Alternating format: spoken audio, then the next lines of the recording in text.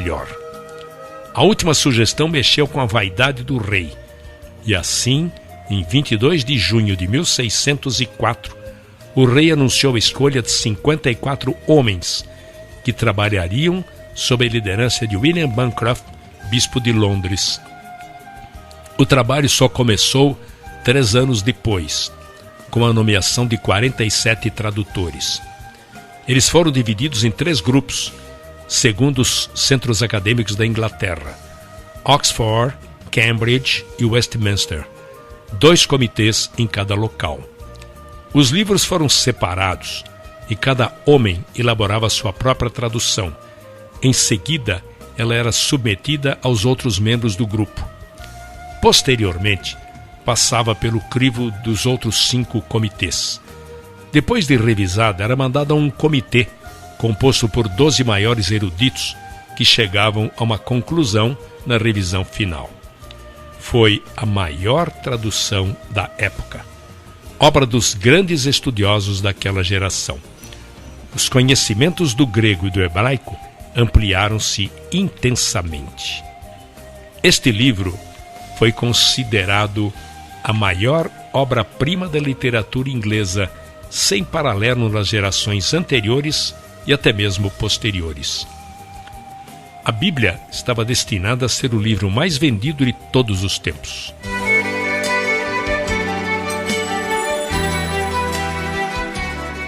De 1580 a 1620 depois de Cristo, os peregrinos.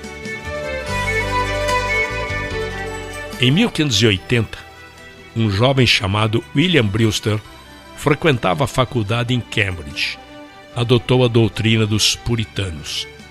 Brewster desempenhou papel fundamental na formação de uma nova colônia que formaria uma nação. William Brewster se tornou amigo de outro jovem cujo nome era William Bradford.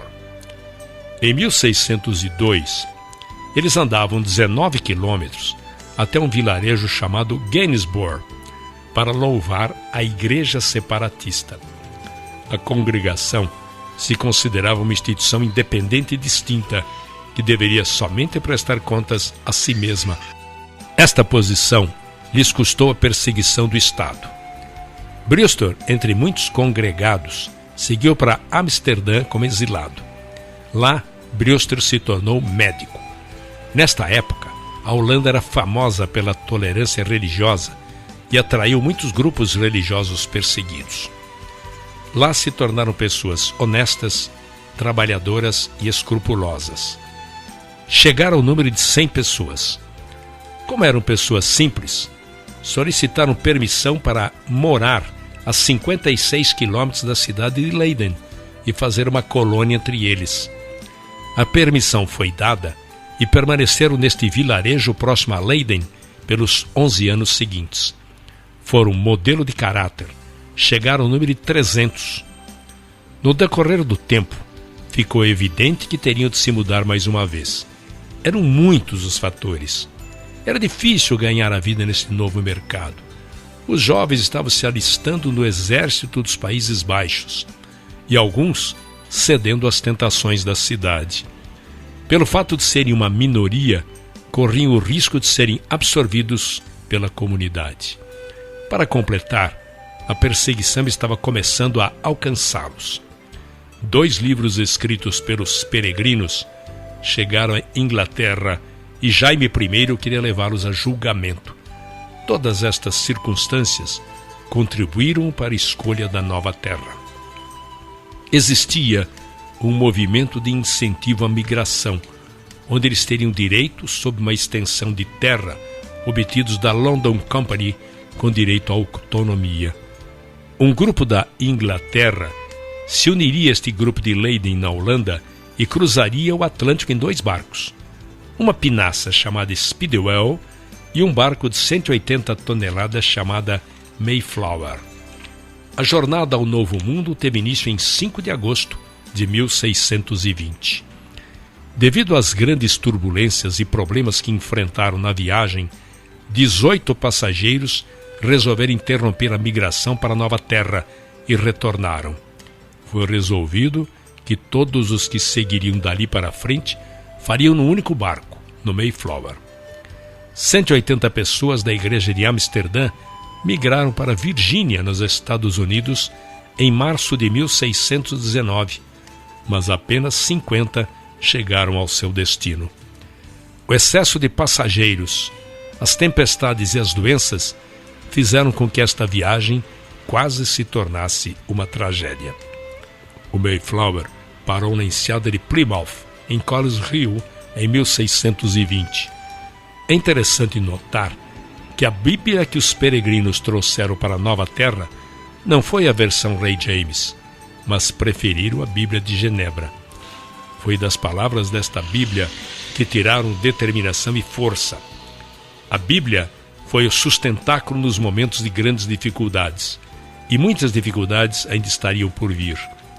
Devido ao rigor do inverno, os atrasos da viagem e as fúrias das tempestades que enfrentaram para atravessar o Oceano Atlântico enfraqueceram-nos de tal maneira que chegaram totalmente despreparados para o que os aguardavam. Os meses de janeiro e fevereiro foram especialmente difíceis. Conta-se que no fim de fevereiro, 31 pessoas haviam morrido, na maioria mulheres. A doença se abateu de tal forma sobre eles que a primeira casa que construíram foi transformada num hospital. Mesmo assim, tiveram problemas, porque os doentes eram em maior número do que as pessoas que teriam condições de cuidar deles. Em meados de março, o inverno rigoroso chegara ao fim. Estabeleceram uma colônia em Portugal. Havia um índio que falava fluentemente o inglês. Seu nome era San Josete. E lhes forneceu muitas informações sobre a terra. Foram apresentados também a outro índio chamado Squanton, que também falava inglês fluentemente. Este foi um nativo que havia sido capturado e vendido na Espanha, que conseguiu fugir para a Inglaterra e da Inglaterra conseguiu voltar para sua terra natal. Era o único sobrevivente da sua tribo. Apresentaram também outro líder nativo chamado Massasoit, que estava acompanhado por 60 de seus homens. O resultado foi um acordo de paz assinado entre eles que duraria pelos 50 anos seguintes. Posteriormente, o lugar onde se estabeleceram foi Plymouth Rock. Estes bravos e corajosos peregrinos, do jeito que puderam, se tornaram as sementes de uma nova nação. É preciso destacar que eles eram homens de carne e osso como nós. Sacrificaram seus bens, sofreram privações, resistiram aos sofrimentos, tudo por um propósito supremo. Eles queriam a liberdade de louvar e seguir a Deus. A fonte de suas forças foi um livro, a Bíblia Sagrada, e eles a colocaram em primeiro lugar em todas as questões.